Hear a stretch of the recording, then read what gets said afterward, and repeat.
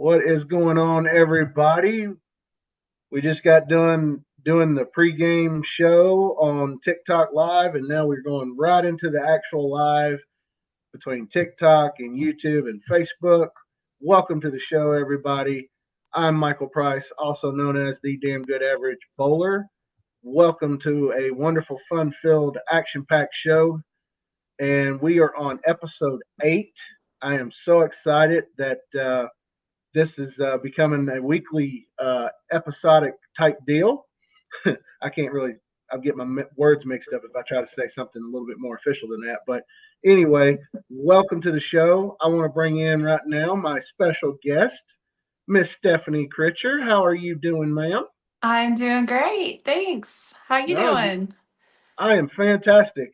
Just making sure nothing goes haywire here. And even though we're 8 episodes in, I'm always got that feeling in the back of my mind where, something is going to go wrong and I got to be able to, diagnose what I need to do to fix it. But everything's going smooth right now. But again, how are you doing today? How was your I'm week? I'm doing great. So this week's been a little long for some reason. I do know why. We'll get more into that later.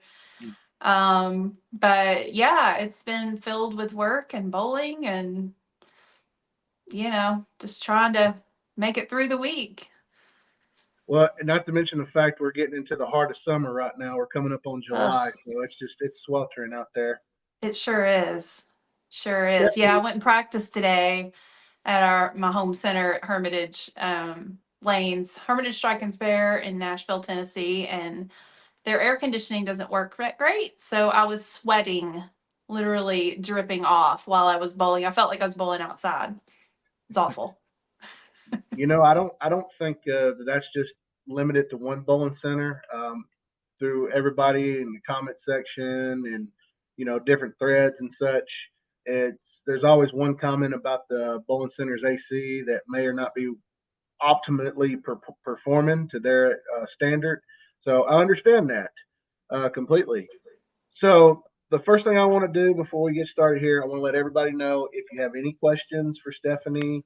Again, Facebook, YouTube, TikTok, leave them in the comment section, and I'm going to post them on. Well, Facebook and YouTube, I'll be able to post them up here on our feed on StreamYard, but I will keep an eye out. Steph, if you happen to see a question up on TikTok that I may have missed, stop me in between and let's get it answered because anybody and everybody that has a question, we want to make sure they're getting answered. So, All right. without further ado, Stephanie, we know you're a bowler. Tell us about yourself. Tell us a little bit more about Stephanie and what she does outside of the bowling industry. Yeah, my name is Stephanie Critcher. I have been bowling forever, so that is a big part of my identity. I am from the Nashville area, which is kind of unique because nobody from Nashville is from Nashville. So they call them unicorns. I'm a unicorn from here. So both me and my husband actually are unicorns. So um, let's see. So I have been in the work comp industry for like 30 years. So I handle workers' comp claims, which is a unique job that a lot of people don't really realize exists unless you've got hurt at work or you're an adjuster. So that was what I did for like forever. And I just changed jobs last year in the risk management department for Aaron's. We do the lease to own furniture leasing. And I am in the risk management department over their program of the casualty claims. So that has been a change for me. It's been great getting out of the day-to-day handling of workers' comp claims. It's a very stressful job. So I'm glad that I've actually been able to switch to the other side and actually do not be in the pits. So in the trenches doing the work. So that's been good. It's been a very good change. I'm married. I have a 24-year-old daughter. She is. I had her when I was like 6. Um, and like I said, I'm married. My husband bowls as well. When we got married, when we first got together, I told him, I said, well, you got to learn to bowl because that's what I do. So he did learn to bowl. And yeah, so that's pretty much it. I do have a cat, which is mean and crazy, and you may see her in the background at some point. But yeah, that's pretty much me in a nutshell. I do outside of bowling and outside of working. I love The Office. I don't know if you can see him. I have Dwight Schrute back here. Yeah, I see him in the So The Office is like my therapy. It I love to have it in the background while I'm working sometimes, or just if I'm kind of stressed out, I'll just put it on my phone and just listen to it. I don't even have to watch it. I've seen it so many times, the whole series. Um, but that is like my thing that I just love doing is just having that play and just listening to the characters. I even listen to the Office Ladies podcast. I don't know if you've ever heard of that, but it's Mhm. where Pam and Angela, they've gone through the entire season or the entire series and done a podcast on each one. So I listen to them all the time too. But yeah, that's pretty much me in a nutshell. So workman's comp. You said you were in the trenches. How long were you in the trenches before you just changed over?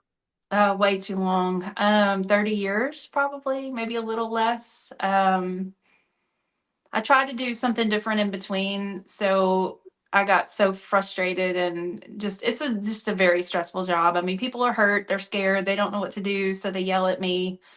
We get yelled at a lot. We can't give them what they want. They're scared about their money. I mean, I get it. It's a scary situation when you're hurt at work and you can't work and you can't earn your money. I mean, I get it. It's a tough situation, but I mean, I always tried to make it better for them as much as possible. Like if someone got hurt, I tried to be really understanding about that. But it just gets to you because it's just constant negativity, just every day, all day. So I did try to sell insurance at one point. I was a life and health insurance agent, and that's not for me. Some people that do that job, it takes a special type of person to be in sales. It's not me. It's just not me. So that didn't work out. So I did end up having to go back to work comp claims, and then this job opened up with errands, and it's been great ever since. So Oh, good. That's awesome that you've found a little bit of balance as far as jobs go. So we're going to get back. Let's get back into bowling here. You have quite the resume here. When we were talking before we came on the air, but one of the things I want to talk about is you have the unique journey that I've noticed through. Like I said, one thing I will say this before I ask this question: I love your TikTok journals. I think those are great. I think those are a wonderful tool. I kind of recommend to everybody if you a way to help keep yourself accountable and keep yourself focused on your goals is just like a video journal and talking to everybody and pretty much putting yourself out there. It's one of the things when I started this brand and I really wanted to start doing like, getting to the podcast work. I was like you, I was nervous. I was like, how's this going to go? I've never been a host before, but luckily, like, through Dustin and Curtis, and we've been able to put something like this, just more of a solid foundation. So, uh, talking about your bowling journey, how long altogether would you say you have been bowling for? So I started when I was like 19, which I'm probably a little bit older than you realize, but that's what about, yeah, it's about 30 years, a little more than 30 years. So from start to finish, of course, there's some years in there I did not bowl. I started out really, really young. My dad was the secretary of the local bowling association, and his name was pretty popular. Everybody knew who he was. Ben Kreis was his name. Some Mm-hmm. of the older bowlers may remember him, but yeah, him and Jim Rollins. I don't know if anybody knows Jim Oh Rollins, yeah. but yeah, I think Jim was the president. My dad was the secretary. And that was back then when every time somebody shot a 300 game or an honor score, they had to actually go and check the lanes and actually make sure they were within specs and all that, which, nowadays you'd be out there every 5 minutes, right? That's the truth. um, So, but that was what he did. And I remember as a kid, like just going, he was older when I was born. He was like in his, let's see, how old was he? 46 when I was born. So he was older, an older parent. So as he got, he was in his 50s when I was, running around as a kid. He was pretty much on the back end of his bowling career. Mhm. Um, so I just kind of like remember loving to like come with him to watch him check lanes, and because you get to get out there on the approaches, and you get to get up on the walk on the little thing in the middle. I don't know what those are called, but where's between the lanes, the little Yeah. thing. So I used to go out there watch him. He used to teach me. He would teach me a little bit about it when I got a little bit older and was interested. So I would say from an early age, I was really in. It was really introduced to me early on. I was in the youth leagues not very long, but I did do the youth leagues a little bit. But then he quit bowling, and this is something I regret, is that I didn't bowl with him more often when he was able to. But I just did get into it when I was 19, and loved it. And I got lucky because one of the bowling managers at the time, Ken Smith, he was the manager at Hermitage, and he took me under his wing and taught me how to do it the right way from the get go. So that was great. And, my average, of course, started going up and up and up. The more I bowled and the more I learned. And um, so, yeah, it kind of like, and I was like 5 days a week, bowling league, 5 nights a week. I'm like, I don't know how I did that. I mean, of course, when you're 19, 20, you can do anything, right? So, Absolutely. but that was fun. Yeah, I got to know a lot of the ladies there. Back then the ladies and the men were completely separate, even in the association. So, um, we had a lot of women's leagues and a lot of women's tournaments that we would go to. And of course, I was the new up and coming bowler. So everybody was grabbing me and going, "Oh, you've got a low average, and now you're going to be bowling higher than your average." So they wanted me to bowl the tournaments with them. Hmm. And so yeah, that was fun. It was kind of nice to be wanted, and and everybody wanted me on their team. But yeah, so we did that, and then I guess it kind of got better, and then I met my husband, and then we got married and had a child. And then at that point, with a young child, it was just almost impossible to bowl.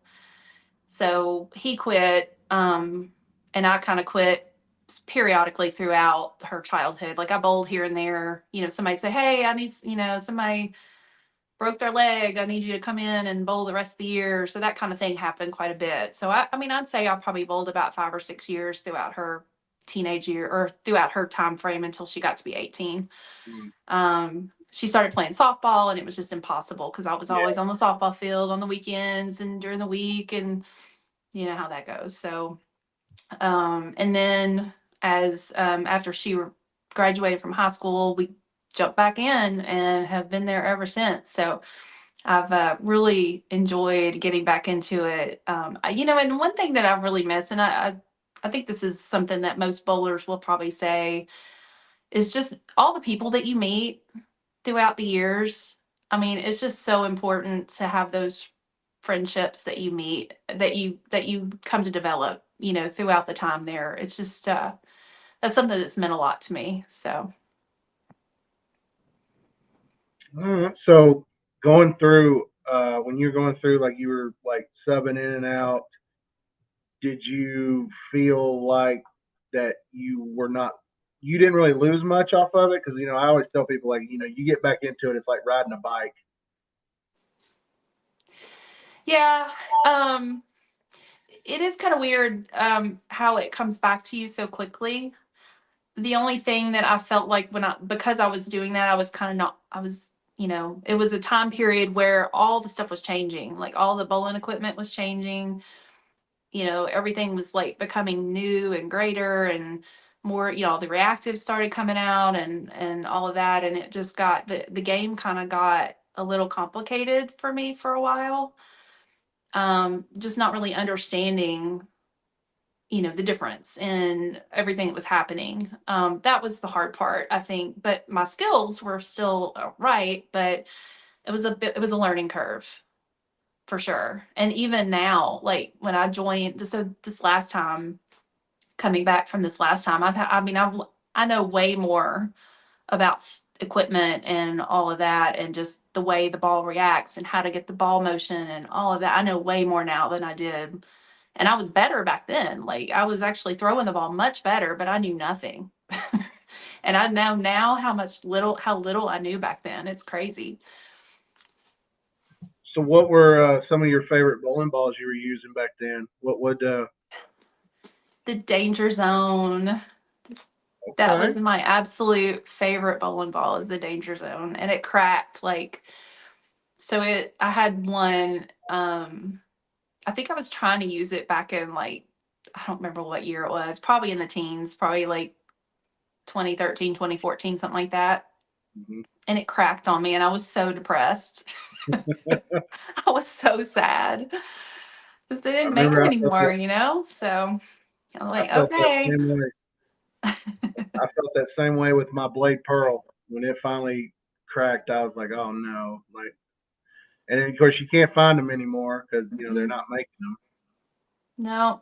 And then one So thing I did do coming back from, that to 2018 when I started bowling again, I went down to a 14-pound ball. So I had to get all brand new stuff. And that was, like I said, that was just overwhelming because everything was so different than what I had before. I don't even know what I had before. I mean, I just remember the danger zone.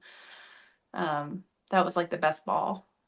I think I had a white dot or something, for a spare you ball, got to but have a spare ball. You cannot go anywhere. Well, I say that, but I'm not using a spare ball when I shoot my 10 pin, so I can't really say that. I can't live So, without mine.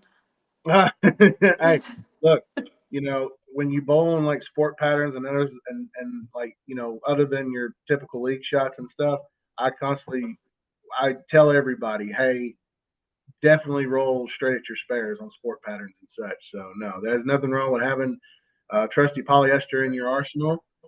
And yeah, so let's go. So you've been back at it. So you've been back at it for 6 years. Um, Mhm. you've shot some 300 games, have you not? I have. I have. Okay. So my first 300 was, I'm not exactly sure the year, 2006, maybe Okay. something like that.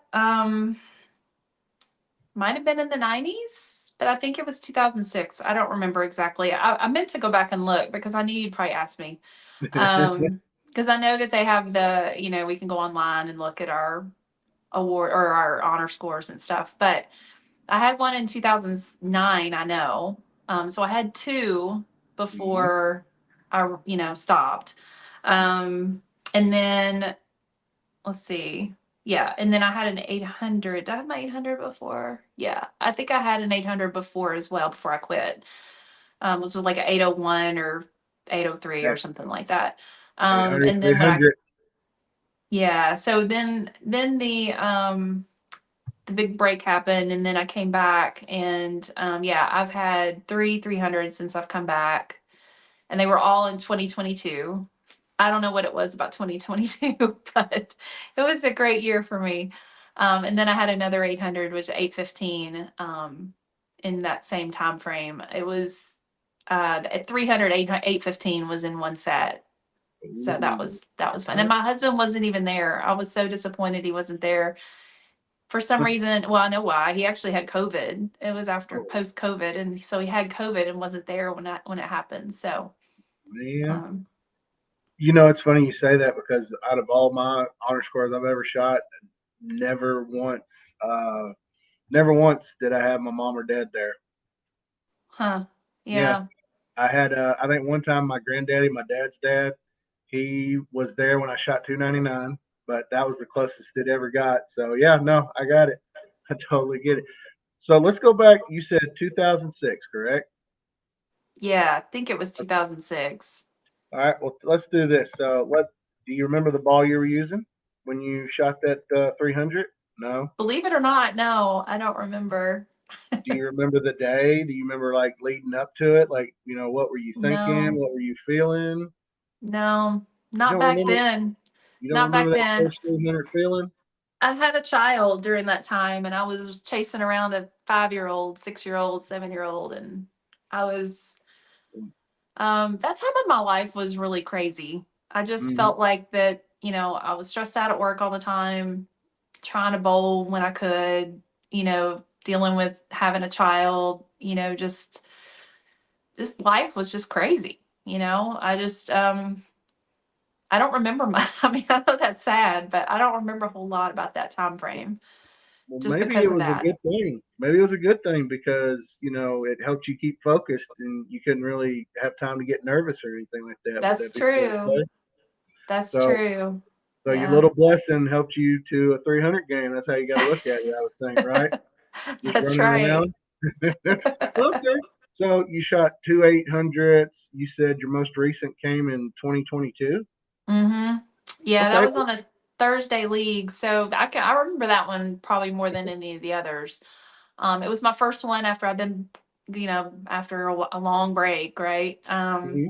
And that was a fun team. That was one of my favorite teams. PJ Jones was on there. I don't know if you know PJ. Everybody knows PJ, but Mm-hmm. he was my teammate, and he actually videoed it, which was fun. Gave me a huge hug after it was over. And then I just remember I remember being disappointed that Vaughn wasn't there, my husband. Yeah. But, you know, so that was the 300. That was the first game. Okay. And I was Mm-hmm. like, yeah, well, okay, great. 300, great. Whatever. Let's see how bad I bowl the next two games. So I kept bowling great. I don't remember what my scores were exactly, but I just kept bowling great. And I got towards the end and I was like, I'm going to bowl an 800 here. I'm going to bowl an 800. So I was like, don't get nervous. Just focus on hitting your mark. Whatever else happens, happens. So I made it through and somehow pulled it out. So it was a lot of fun. I do get very nervous, very, When very nervous.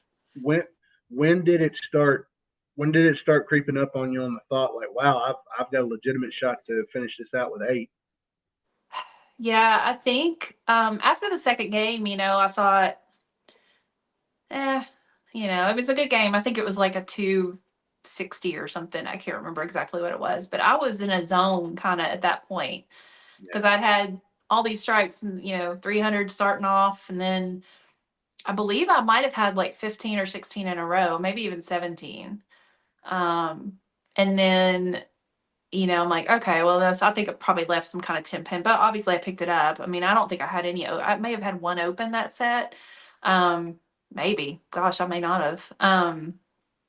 And then finished out that game and I'm like, all right, okay, let's just go with it. And PJ's a lot of fun to bowl with because he does nothing's ever serious with him. He's just a lot of fun. He loves to have fun, and he kept me loose. Just chatting with me and just kind of messing around. We were just kind of going back and forth, jawing back and forth. And that helps when you have a someone on your team that does that. That just kind of keeps you level where you're not like super high or super low. And yeah, I think probably around the seventh or eighth frame, I'm like, oh my gosh, I'm gonna do this. I'm gonna do this. Um, and yeah, I somehow pulled it off. I do have video of the 300, but I don't have video of the final last few shots of the 800. So I would love to have that, but obviously, it's not as momentum, like a moment that you can kind of pick and go, oh, okay, you've got your 800. So, um, but yeah, so it's just something that the bowling those 800s because you have to do math in your head. and and then you have to kind of like try not to think about it too, but you don't want to like not think about it either. So it's kind of like a balancing act there. You got to realize, okay, I'm gonna do this, but I can't be nervous. I gotta just relax. So Did you got have through to it. finish the 10th? Did you have to punch out in the 10th, or did you have to have like a certain amount, or did you already have it locked up before then? I mean, I think that I don't remember exactly, but I'm pretty sure that it wasn't already set. I mean, I'm sure I had to have something in the 10th. But I don't remember exactly. It's been a few years. Okay. And I envy the people who can remember all their stuff like that. I just forget it. I don't know why, but because Do you that's like a big deal. Why do I not remember it? I don't know. do you remember which ball? Do you remember this here? I do remember the ball. So that was my Zen Master, Okay. and I have my Zen Master globe my 900 global shirt on. I love that ball. That ball is the best ball for me. It actually rolls really well for me. It's fit. It's drilled perfect for the way I throw it, and I have thrown really good games with that ball. So I use that the entire night. Yeah, that was a good ball. There's nothing like when it's unreal. I think you hit on two things. One, you're kind of unconscious Yeah. because you're on a string and again being unconscious, like metaphorically speaking, means you're not thinking about shot to shot. You're just doing, and it helps. Like you get a break here and there, which I tell everybody: if you've shot 800, you had a couple of breaks in there at some Oh point. yeah. Yeah. So, but definitely awesome stuff, Steph. That's really awesome to hear. Thank Um, you. there are there are so many. I'm trying to figure out how to word this here. There's so many instances where 300s, everybody talks about 300s. It's just blown out of proportion, and there's too many 800 series. But I would be remiss to think, to kind of rebuttal that shooting 800 is tough. I mean, maybe you could do 300. 300 can come out of nowhere, but 800, you've got to be unconscious when you're doing that. So, no, that's an incredible achievement, and that's awesome stuff. And I'm glad you shared that with us, Steph. Thank you. Thank you. Yeah, I agree though. The 800s are much harder to come by. And you're right. You have to have some breaks for sure. I mean, some people may not. There are some people out there that I've seen that they don't need breaks. I mean, they're amazing, especially on a house shot, you know? I mean, it's crazy just watching them shot after shot after shot. Perfect, perfect, perfect. I'm like, do you ever miss? Like, yeah. So, safe to say that 300 815 was your best moment in bowling? Yeah, I would say so. I do have another moment that was pretty great early on when I was learning and everything. And of course, this is handicap situation, and I know you and I've kind of chatted about that offline a little bit, but Mm-hmm. so when I was first starting, we went up to the 10 Pin Classic up at 10 Pin, is it 10 Pin Lanes or 10 Pin Alley, something up in Evansville, Indiana.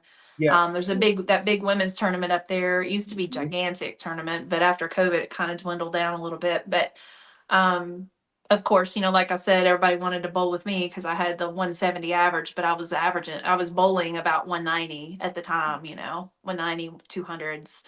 And so I went up there and my doubles partner and I won it. It was amazing. That was pretty cool. I mean, winning a tournament like that, a big tournament like that's pretty cool. Even though it Yeah. was handicap and even though I was kind of cheating in a way, but I mean, Don't adm- don't admit that to too many people, Steph. I didn't do it on purpose. Hmm. But that was So, pretty fun. We got this nice little trophy. I can't even remember how much I won. Like, I don't know, it was almost $2,000. It was uh-huh. I mean, for a new bowler, that's pretty neat. Oh, oh yeah. No, you're walking away with a 4-digit check. Yeah. Yeah. That is a nice feeling for sure. So, Yeah. I still have my trophy. It's a wall plaque and it's Sue Shellhart, which I don't know what her name is now, but she was an old left-hander. I say old. She was a very uh experienced left-handed bowler that bowled like many, many, many years. And so I was so excited to bowl with her because she's so amazing. And yeah. So I have our little plaque trophy in our garage. hey, hey, I one of the things I've learned over the course, as far as the evolution in the sport, the trophies do not seem as prestigious as they did when I was younger. And I wish that there was a way that we could bring that back. Just the idea of holding up a trophy for winning a tournament. the people now, it's just like, just give me the check. Right. I So agree. 100%. I'm hoping 100%. I'm hoping one day we can figure out a way to where we can bring some sort of prestige back to that, because they still do it like the PBA events, the PWBA events. Mhm. They're still holding that trophy up like it means something. But you know, but speaking of PWBA, so you recently got to do the pro am with the ladies up in Smyrna, did you not? I did. That was really cool. I got to meet and see in person Daria, Oh yeah. Verity. Oh my gosh, they're just the level of I don't know how to even describe it. Just their professionalism, and they're just amazing. Watching them bowl, they just throw the ball so good and so smooth, and um goodness, I don't know. It was just a great experience. Now didn't get to bowl with Daria or Verity actually in the pro am, but we did actually, because we bowled the pro am. We got the all pass, all day pass or whatever. You could come in anytime you wanted during the tournaments and stuff. So we did watch some match play, and that was pretty cool too. I just took off that entire week from work and went down there and just kind of thought, I'm just going to go, and that way I can just go whenever I want, and not have to worry about having to, just have a specific time. But I went a couple of times, and yeah, they're just amazing, the way they bowl and how they carry themselves, and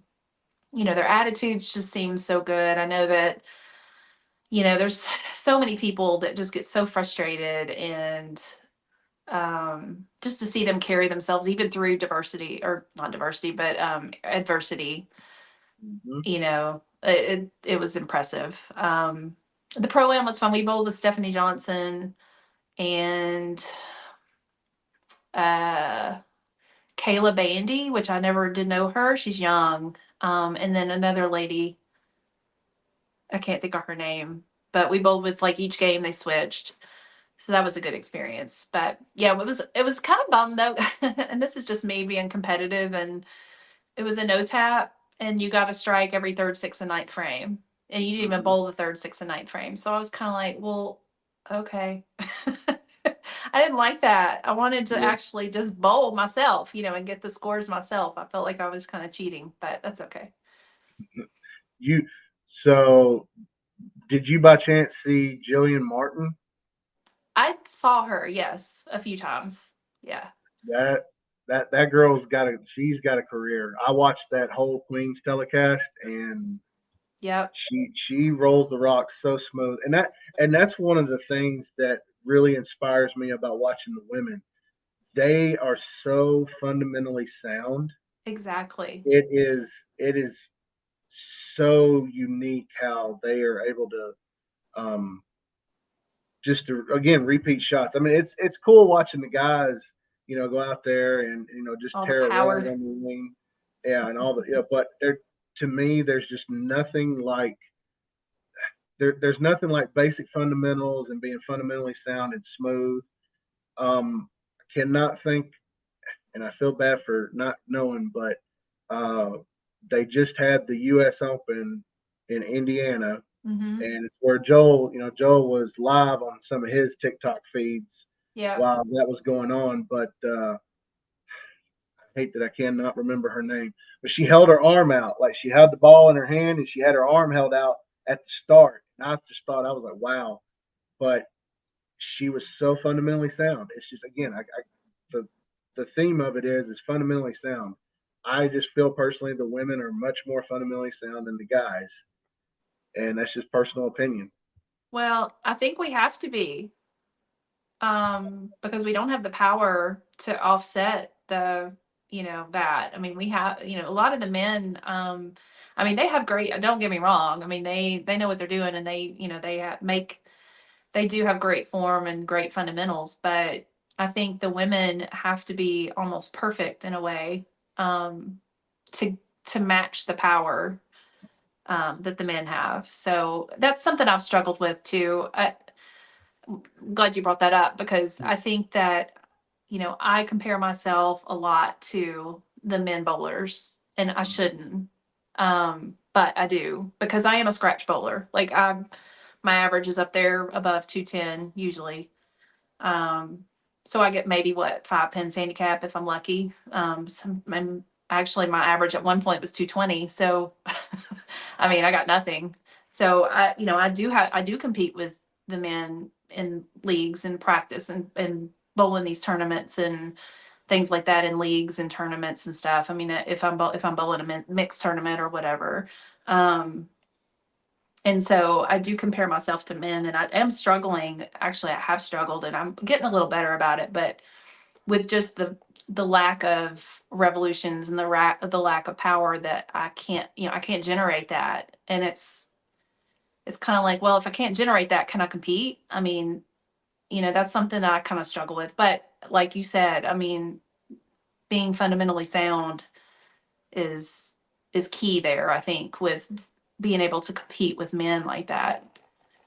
So Did you see any during that pro am? Did you see any two handed? I You didn't see. didn't. I Okay, didn't. because I know there's a couple out there that are doing it, and they're pretty good in it. So I was just curious as to whether or not that was whether that was seen during that pro am. Yeah, I've seen a few of them online. Like not even just pros, but some of the younger, like, teenage girls that are doing the two-handed.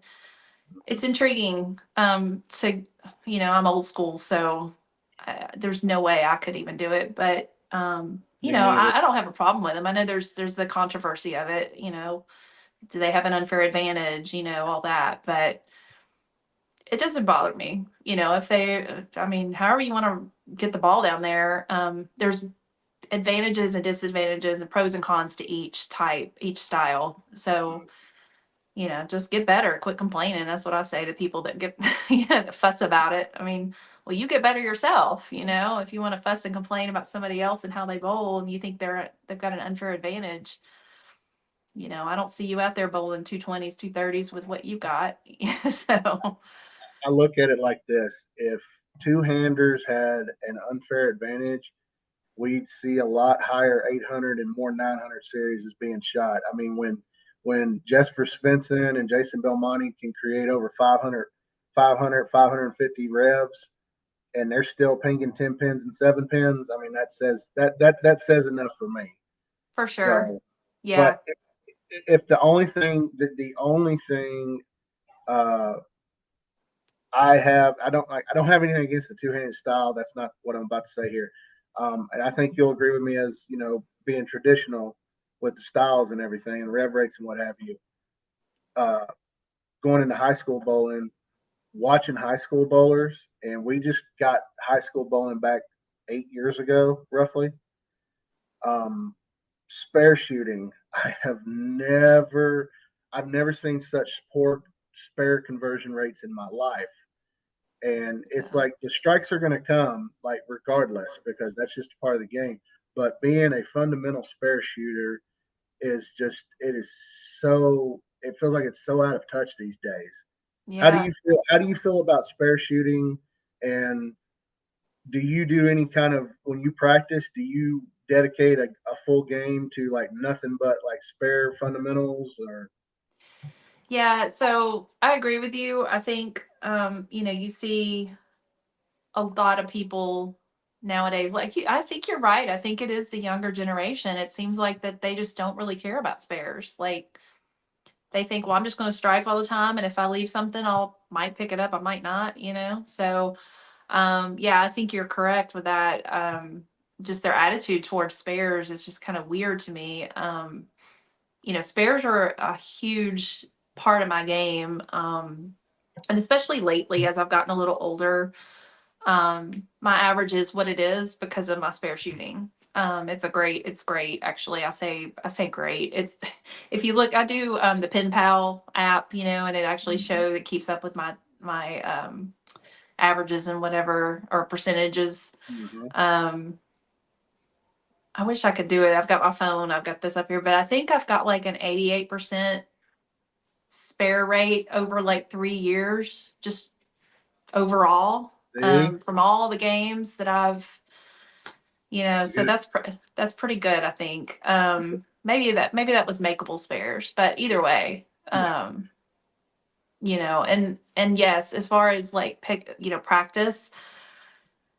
So because I've been trying to do, and we may talk about this here in a minute, but I've been doing a lot of changes with my game and trying to work on things. So the spare shooting and the spare practices have not been as important right now because I'm trying to just work on some things that I just need to work on the strike shot. So a lot of my practices are just strike shot, strike shot, strike. And if I leave something, I'll just reset it, strike shot, strike shot. But I'd say a month ago or so, I quit being able to pick up 10 pins for some random reason. I just Mhm. couldn't pick them up. And I'm like, what is going on here? So, yeah, I spent 2 days in a row.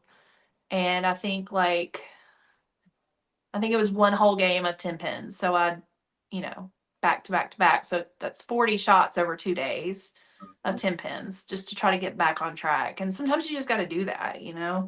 I have pretty good spots for all the other stuff. The other spare that gets me every time is that dang 3610. Hate that spare. Hate it. I finally just started using my spare ball at it because I couldn't get it to, it would either hook too much, it wouldn't hook enough. It's just like, and where I bowl is a lot of friction. So if I get I've it out heard. too far, yeah, if I Mhm. get it out too I've far, heard. it's gonna just scream back. If I don't get it out far enough, it's just gonna slide right by, or I'll chop off the dang 3 or the 3 6. I don't leave the dang Hmm. 10 pin. I just hate that spare. But yeah, I finally got, and it's taken me a little bit of just trial and error to get that spare ball use with it, and especially when you're bowling tournaments and not bowling in your home house. Hmm. Um, it's like, well, how much oil is there in that area where I'm throwing my spare ball? Is it just going to slide by? But I finally found a little spot. So for now, anyway. So you get your spares back on track, and you said you have been working on some changes, and I'm Yeah. guessing that led to lessons. Yes. Yes. Who- So Who's working with you? yeah, Bob Learn Jr., Mr. 300. Take I us will. through the process. Like you're like no, because I saw your journal entries. You said you felt like you were struggling. You felt like something was off, and I've been there. It's like I've had plenty of people say, "Hey, something's amiss. I don't know what it is. I think it's just something small." It's like probably the reason why everything else is like just all over the place. Yep. And as soon as like one set of eyes gets on you and they find that one little minor detail that was causing all these major mishaps, and all of a sudden things are turned around. So take us through the process. You go, uh, what did you call Bob, or what was? Tell us the process Yeah. behind. Yeah. I'm going to take you back a little further. Because I do have to get a shout out to Joe Lacerdo. Yeah. I never can pronounce his last name. Mm-hmm. So Joe's a great bowler. I mean, he's amazing. And he bowls at our house. He actually works in bowl, your pro shop Mm-hmm. affiliate over up here in Hermitage. I Yep. think on 1 or 2 nights, 1 or 2 days a week. But he has a style similar to mine. Just really smooth, not real power, not a whole lot of power, just fundamentally sound like we talked about. Mm-hmm. And so I did ask him to help me out a little bit. This was probably actually I've had him help me a few times. So this was probably in, I don't know, 2022, right after all those 300 800s that I had. And he, I said, I just felt like everything kind of got a little off, and I was just kind of like frustrated with some things. And so he kind of worked with me just kind of a little bit, not really an official lesson necessarily, but give me pointers, I guess, is more what he did. He got me to try to relax my shoulder, be a little smoother, not be so muscled, which was great. And then I got COVID, and then I couldn't breathe after that for a few months. It was a nightmare. And then I come back and I'm just like all messed up. Um, and so I struggled through, and then I decided to quit. I actually did quit. I didn't bowl Winter League last year. I was just so frustrated, and I thought, you know what, I'm just going to get my body back to normal because COVID really wiped me out. And so then I got back to it this year. So I guess it was March. I started trying to really get back into it because I thought, all right, I'm gonna bowl this summer, try to get back to where I need to be, and then start bowling in the fall leagues. So I had Joe kind of help me out a little bit, work with it, and I tried to do it myself with Joe, and just trying to do just a few tips here and there. And I just felt like my wrist was like, I don't know, it was like I was on the side of the ball, almost suitcasing it, and I wasn't getting much carry. Like I would leave 10 pin after 10 pin after 10 pin. So I tried to work by myself and just try to work with Joe. Joe's been busy, so it's hard to kind of catch up with him. But um and then finally, I'm like, you know what? Why am I doing this? And I saw a post that Bob was back. I guess he had left from Florida or moved to Florida for a while, and now he's back in Columbia, Tennessee. And I'm like, why not? Let's just go down there and see what he has to say. So I'm down there. I'm like, okay, so I guess this is me kind of being a little kind of like, I'm a good bowler. I got a pretty good average. I'm gonna go down here, and he's just gonna give me a little tweak, and I should be good to go. I don't think I need like all this lessons or whatever. So he brought me down to reality and said, your arm swing is so muscle, like. And now that I look at the way I bowl or used to have been bowling, I'm like, yeah, it really was. But I was just like slinging the ball back, slinging the ball forward. I was having shoulder problems. I was having wrist problems, elbow problems. It was a nightmare. And so, yeah, he's like, you know what? Let's just slow your arm swing. Let's get your timing where it needs to be. Get your arm swing down, because I was like way up here. And I realized I didn't know what I was doing. I was throwing it horrible. Especially now that I see the way I should be throwing it, I'm like, oh, okay, this feels much better. Like, so he gave me like 3 things to work on. And that was like Saturday a week ago, that we went down there. And so I did buy 2 more lessons. I just did a pack of 3 or whatever. So I'm going back next week, but I really wasn't expecting him to, really wasn't expecting him to like completely change me. But, it just needed to be done. And, I was having shoulder problems. So I think this is much, much better. It's much more sustainable for me being a little older and me being able to continue to bowl. Um, so yeah, I'm excited. I did practice today. I've been practicing all week trying to get what he wants me to do. Coming out of the ball earlier, putting the ball down sooner, um, you know, loosen up arm swing, don't get up so high. And then there's another little piece that I haven't even gotten to yet. But so today was the first day I actually felt comfortable, not really comfortable, but more comfortable with the changes. So I'm feeling pretty optimistic today. We When will you see. say, so you're saying feeling comfortable, it's feeling more natural. A little bit, yeah. I was feeling like, because my arm swing has been so muscled so long, um, it felt like I was doing nothing when I was doing what he was telling me to do. Like absolutely nothing. Like I felt like I wasn't even coming through the ball. I was just kind of being lazy. It was just weird. So today I felt like for the first time, and I was actually getting the ball off my thumb way sooner, and that helped. I think I was having a problem with hitting the ball, figuring out where to hit the ball. When you come through, where to hit it with your fingers, because I normally hit it later in the swing. Like I'm already past the line and everything, hitting the ball out on the lane. And I'm so late there that now when I'm putting the ball down sooner, it's like I don't hit it anymore. So that was something I've got to figure out. But yeah. But I felt like I felt like I was just kind of like rolling it down the lane, like it was going like 12 miles an hour. Like, oh my gosh, this is not gonna work.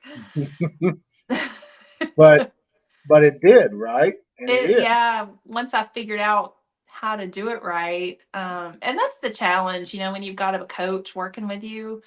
Mhm. If they're not there watching you, I mean, it's almost impossible to know what you're doing. And that's where I found videoing myself, and that's kind of where I started this TikTok account, this TikTok thing, Mhm. because I started videoing myself because I was trying to see what I was doing wrong. And Jen from No Spares, she has, that's where I met her, is not really on TikTok, but Facebook. But, and she's like, yeah, she has this like 1,000 people following her and stuff. And it's just about bowling. And I'm like, well, I can do that. I'm videoing myself anyway. So why not just throw some stuff on an account and just see if anybody follows me? So, but yeah, that videoing yourself while you're practicing has been a huge help, I'm because you calling. don't I'm know if you're calling doing. y'all the Tennessee Twins. Do Okay, what? I'm calling y'all the Tennessee Twins because like That. when I brought the idea for her to be on the second episode of this series, and she was like, she kind of was like the first thing you did when I asked you. She was like, "Why do you want to talk to me?" And I was like, "Jen, no, this will be a great thing." And and again, her telling her story. I mean, watching her and again watching her TikToks. Oh, I've watched her evolve over the last yeah. couple of years, and it's like every single time she does a blog on Facebook, and it's like this is wonderful stuff because she is she is typing out everything again it goes back, and that's why I call y'all the twins, because y'all post these journals, y'all post these video blogs, vlogs, I know, but y'all post this stuff, and again it's you're showing the human aspect, which is so great, um, for bowling in general, because a lot of people just you like I do videos for like certain bowling balls I get in, and anybody can watch anybody roll a ball and roll a strike and go, oh, okay, cool, yeah, oh, it's another strike, oh, okay, but it's like being able to be vulnerable and show people, hey, this is not all, this is not all parades and happy time. You've got Yeah. to really put in the work. So again, so y'all being the Tennessee Twins, I mean, y'all have got like I'm telling you, Steph, y'all have like the same kind of dynamic. And one of the things that just kind of brought me to both of y'all's pages, it was like, authenticity is huge with me. So, Yeah. and not to mention, you can. I feel like when you do stuff like this, you can, not in a sense, I'm not saying like make fun of yourself, but like you can poke fun at yourself and be able to show people, hey, guess what? We can, we can throw 12 shots in a row and we can edit a video, but not many people are going to get out there and say, okay, look, I threw two strikes in a row and then I pinged 5 10 pins in a row. It don't get no more human than that in the element of the game. So just For what sure. you're doing is just keep doing it. What you and Jen are doing, it's awesome, and it's just I'm here for it. It's just awesome stuff. Thank you. Yeah, you're right. It's not all strikes and spares. Sometimes it's gutter balls and, misses and the 10 pin stuff. Oh my gosh. I swear the other night I was like, if I leave one more dang 10 pin, I'm gonna throw something or kick something. I think my video was like of me shuddering as I Yeah, was walking off the lane. I was like, it's just like my shoulders were all like tense and one more time, I'm about to throw this. I About to throw know. this I strip was like, I back. had to like do that to keep from kicking something because I was so frustrated. And that's the thing. I mean, I think, and just to go back to Jen, I'm so proud of her. She has done amazing and come so long just since I've known her. Like I just met her and we met in person. Like I don't know, was that, well, she came for the pro am, and so we were able to actually bowl together, which was great. But yeah, I think she's turned a corner and she's really excited. I'm so proud of her. And if I mean, I've had so much experience. Hopefully, I'm able to help her a little bit. Where and she actually helps me too. I mean, I know she probably doesn't think so, but she actually really does help me, because she's been so close to her coaching recently, and my coaching was like so long ago. I don't even know really how to come out of the ball right now. I feel like that. I mean, I'm trying to figure out where to hit it and all that, but I'm like just coming straight up, like straight to the back. Like I don't even know how to turn it. And she was so. I said, "What did your coach tell you?" So she, so I don't know if that might help a little bit, but and she's very encouraging. So yeah, and to your point about relatability, and I'm not on TikTok for to monetize anything or to try to like I'm just here to share my experiences and to meet people that are in the bowling world like me, that want to learn and want to get better. And so, just that's what I'm here for. I'm here for the community. Um, and if I was excited to get where I could do live. That's the only reason really I wanted to get to 1,000 is to go live. And they gave it to me at 500 for some reason. So now I'm like, okay, great. Let's just do this. So yeah, but I think there are a lot of people, and you can kind of tell, what people are here for. And I don't want to be that type of person. I mean, I want to be here for the community and for the camaraderie and, you know, cheering people on and people cheering me on and all that. That's the fun part. One last question here. Tell us about the experience of getting a lesson from Bob Learn Jr. Okay. Yeah, so he get there, we kind of warm up a little bit, and he has this really cool, it's an iPad. He has this really cool software where you can actually, and I've seen these where they actually post, people, I guess they've had the software out there, but it kind of like posts lines where your body is, like your arm is a line, and like so you can really see the body motion and your arm motion, your leg motion, your hip motion. You can see how out of whack anything is, which is really cool. So he did that. He videoed me from the side, he videoed me from the back. And I think he just, he said your timing's just off, number one. The ball, your backswing so high and muscled that what you're doing is, you're coming back and then you're holding here, which no wonder my arm hurts holding the 14-pound ball up in this position for even half a second. I mean, but I was like back here holding and then coming through. And he showed me the projection of the ball, the way it's supposed to go. And my projection is more this way rather than this way. If you can see. So instead of like going parallel to like I'm trying to like almost like an airplane runway type thing when you're supposed to kind of be coming down a little bit. So he kind of went through that and talked about how, um, my ball motion isn't as great because my thumb's in it too long, which I knew that. And that's something I've been really working on. And yeah, so that's what we worked on. He also, which is funny, he put this bar out there because I am throwing the ball out so far. Mm-hmm. Put this PVC pipe bar across the lane and in the gutters, and I hit that thing 7 times. The first time I hit it, it exploded. It was so embarrassing. My husband was there. My husband asked him what the record was for people that hit that thing, and he said 5. He said 5. So I missed it by 2. I like way surpassed that by 2 more. So that was funny. But yeah, I mean, he's just I will say I'm very impressed with him and his, he just watched me 2 times and could figure out exactly what he needed to work with me on.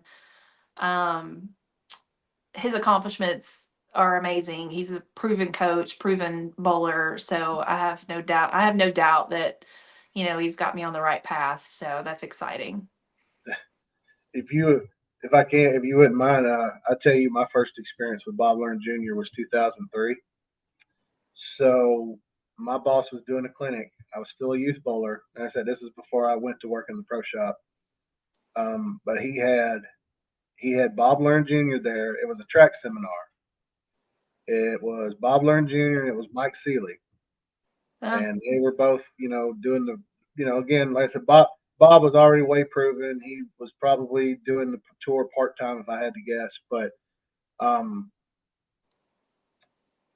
Jeff, my boss, was like, "Hey, it'd be really cool is during this is we could have a 1 game match with Bob and Mike against you and Nathan." And it was really important at that time because Nathan and I were like one of 2 of 3 youth bowlers in the city of Huntsville that had shot 300.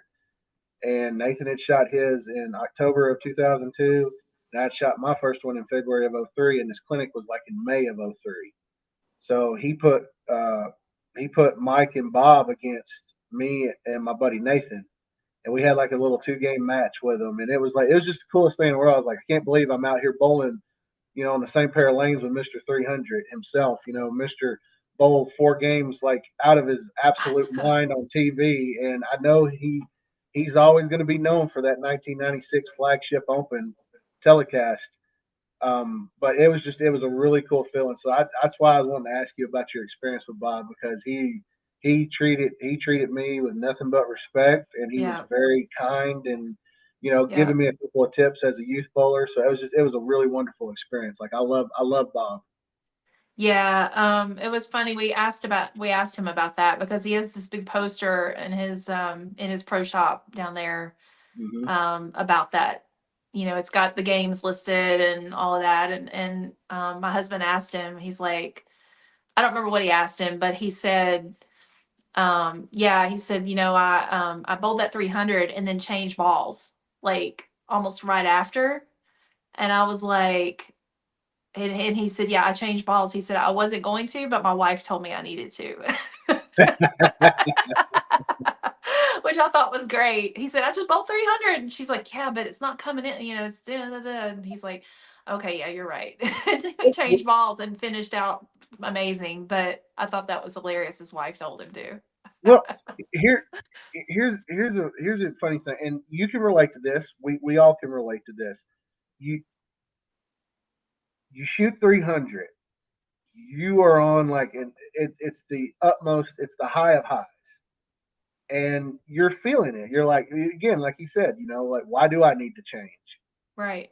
And then what happens next is you follow it up. Well, he didn't in that telecast, of course, but like some of us in the real world, go out there and shoot 300. I tell people all the time, my first 300 I shot, I follow that up with 188, 162, and I shoot a measly 650. And it was like, well, Yeah. and I tell people even worse, like the week after I shot my first 300, my first game in youth Oh, league the week after was a 102.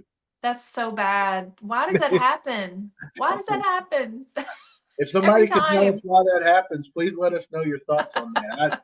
I don't know. I mean, and I was so upset with myself. I was like, because it's like after you shoot 300, you're like, the way you think mentally instantly changes. You're like, I did this so well last week. Like, Yeah. what happened? Yeah.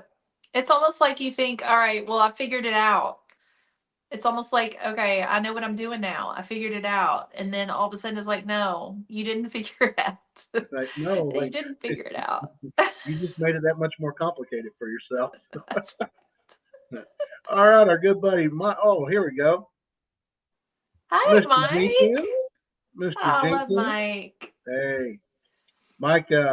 Mike, ever since he come to work for Jeff, is he has always been an ever constant friend, always checking me out and making sure I've been okay. Because I've had a lot of times where I've made some posts that people mistaken as worrisome, and Mike was one of the first ones like, "Hey, buddy, making sure you're okay."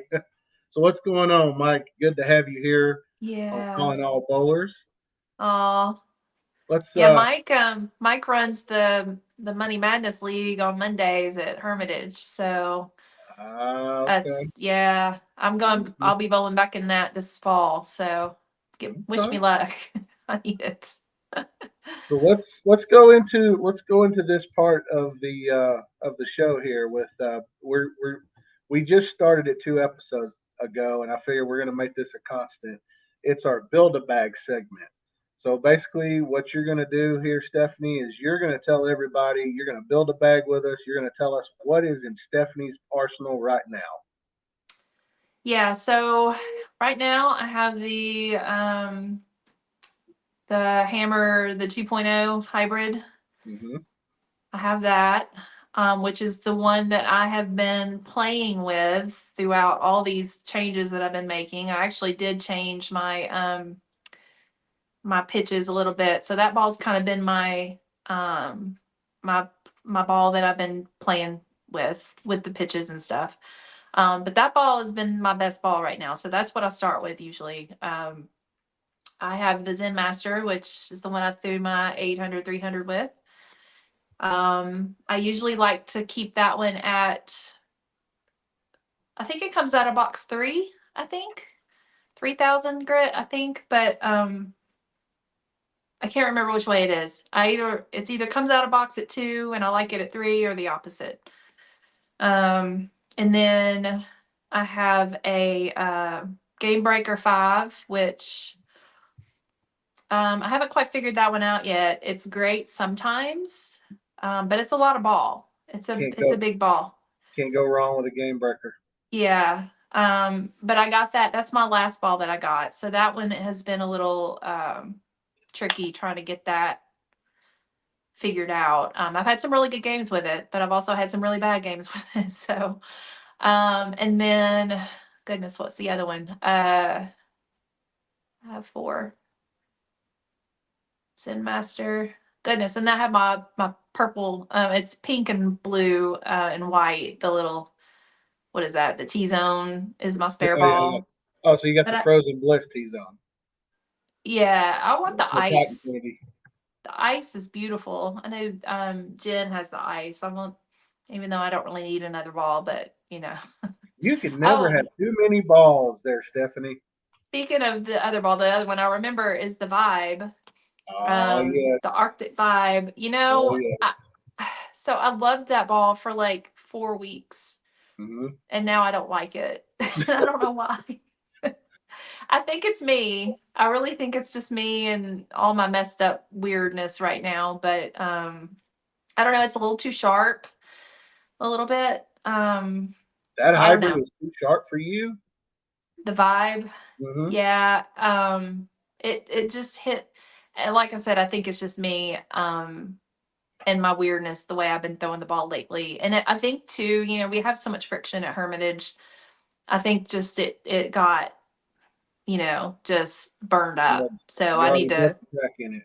yeah, I need to put that back on. But yeah, so those are my balls. I have a Thanks, Will. track, uh it's kind of blue. What is that called? Um I don't know. It's a track ball. I can't remember what the name of it is. I don't use it very much, but it doesn't fit me anymore because of everything that we changed. I didn't change that one.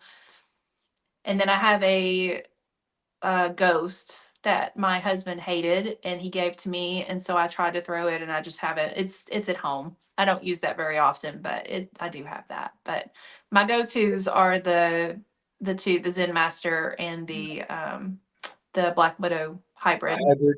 Okay. See, Yeah. the hybrid is my highest sanctioned set ball too. I shot 827 back in January with that one. Yeah, most definitely. I am like before. Let's see. Right now, for me, it is the Effect. It's the Invitor Pearl. It's the GB5, and it's the Arctic Vibe. Those are the 4. Yeah. And Those are good. when it gets goofy, I can always go to the 3.0 or I can go to the 2.0 hybrid. So yeah, Yeah. no, most definitely. All right, that's a solid arsenal. That's a solid arsenal there, Steph. Thanks. So let me ask you this: what your work? You've been working with Bob. You've been trying to work on your game.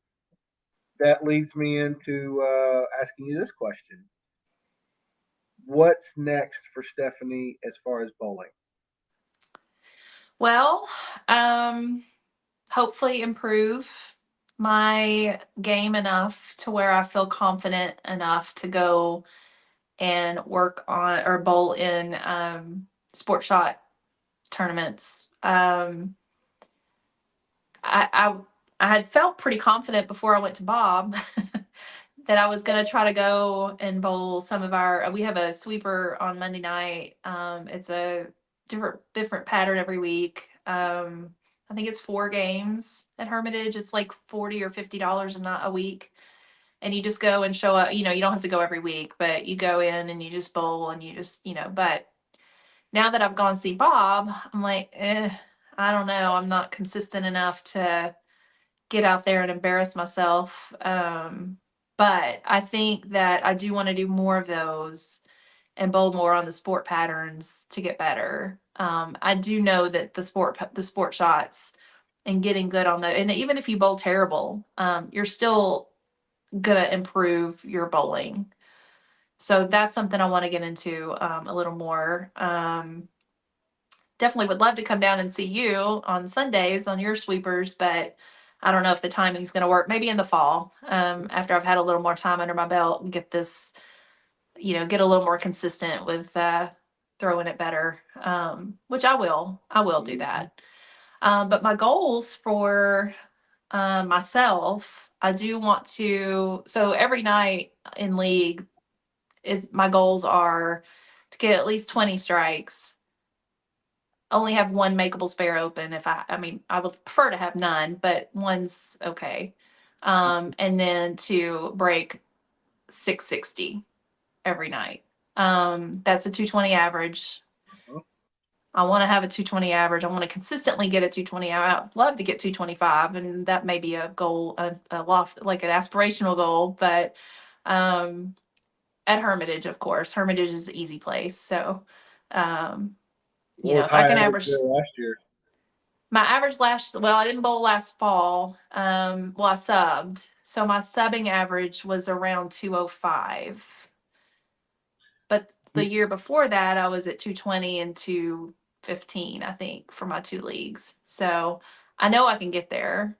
I just, I feel like that my carry has just suffered because of my muscled arm swing. So if I can get that worked through and get the thumb out of the ball quicker, I feel confident I can get at least 220 and maybe even 225. So that's my goal for the year coming up in the fall, in the winter leagues. I do want to bowl in the Queens tournament for Tennessee Queens tournament. I love that tournament. It's a fun. I don't know where it is this year. Not really sure, but I will be bowling in that, which is great. I probably will bowl in the seniors. I am over 50, so I will be bowling in the seniors tournament coming up too in Smyrna, the state senior tournament. Yeah, and I'm going to be bowling in the big money league that Mike Jenkins that we just talked to, that he runs. So I'm going to be back in that and hopefully can hold my own as one of the only women bowlers in there. We only have like probably 7 or 8 women bowlers that bowl in that. So it's a little intimidating when you go and you see all these people just bowling strikes all around you. It just feels a little intimidating, but it can only make you better. The fact that you're getting out there and giving it a shot, I think you'll be able to hold your weight more than you're giving yourself credit for, Steph. We'll see. We'll All right. see. Well, this has been a really awesome episode. Stephanie, I cannot say thank you enough for joining us. Everybody on TikTok, everybody on Facebook and YouTube. I really do appreciate you guys joining us. Everybody on TikTok, the roses being given, the tiny dinies, and everything else. All of those, I appreciate you guys so much on TikTok for that. Really means a lot. And Steph, is there anything else you want to close it out with for us here? No, I just thank everybody for listening to my rambling. I do ramble a lot, so I appreciate you listening. If you listened, just even to a little bit, just happy to be here and happy to get to know some of you guys on TikTok. I think that's my main platform. I mean, I do have a page on. I'll just kind of shout out my info if that's okay. Yes, So I absolutely. am on TikTok with Steph Strikes Back as my username. Come follow me there. I've got about 600 followers, I think now, so that's great. I also have a blog on Facebook, which I'm just now getting going. Actually, I don't really post consistently there, but I plan on it. So that is the same, Steph Strikes Again on Facebook. And yeah, I hope to get down there and see you, Mike. Mhm. It'd be great to come down there and see you and bowl a sweeper. Yeah. And Like I said, that would be we're fun. coming up on the end, but like I said, they got Special Olympics is starting back here on Sunday soon, and they take up the whole house basically. So we probably won't be back if I can get a schedule put together, which more likely I will. It's no, I always say maybe, but I know it usually will happen. We usually start back around middle of October. It may be November ish, that. But I'll definitely keep you posted on that. Um, Brian on here, you talked to him last night on TikTok. He said, "Thanks everyone, you did great, Stephanie." Thank you. So, um, yeah, everybody go check her out at Steph Strikes Back. I posted the link in the YouTube and the Facebook. You guys go follow her on TikTok. Like I said, uh, accountability journal, video journal. She does this every time, and it's one of the things I think is so great. And I want to recommend all you guys and gals out there doing a video journal helps keep you accountable, and it helps you go back when you may have forgotten about something you said, and you need to go back and realize, oh, this is what I said. This is what I need to do to get myself back to bowling shape, which is what you're doing right now with Bob. And again, Steph, all the best, all the success and everything. And it's awesome you were coming on here to tell us your story. And again, cannot say thank you enough for coming on here and telling us your story. And everybody out there watching and throwing the feedback in, I cannot say thank you enough. So I will close it out here with, don't forget to visit www.damngoodaverage.bowler.net for all the bowling content your heart can desire. Follow me here on TikTok if you've not done so already, at damn.good.average.bowler. That's also for the Instagram page. Check us out on Facebook. That is the damn.good.average.bowler. God, it's a lot. uh, and also, last but not least, Curtis will have my head if I don't do this. Subscribe to us onto the YouTube channel. TikTok and YouTube are my two biggest right now, so go with those two first and foremost. But Facebook, Instagram also. And like I said, Brian's got a comment. He says, "Absolutely, much love to all the bowling community. Much love to you, Brian. Thank you so much for your continued support." And I just got the great outro comment by Curtis, so I did great today. Way to go. Way to Yeah. go. So, Stephanie, Cash your thank you card. again. Thank you so much. Thank you, guys. I love you all. And we will catch you on the flip side. And, Steph, I'm going to go ahead and tell you this right now. I'm going to have a episode of this in the future. And we're going to have you and Jim both on here at the same time. I already can see it Oh, right now. that'll be fun. That is going to be awesome. Okay. Yeah. All right, I love guys. it. Y'all have a wonderful evening. Steph, thank you again. Thank you so much. Thank you. And y'all have a wonderful rest of your Saturday evening.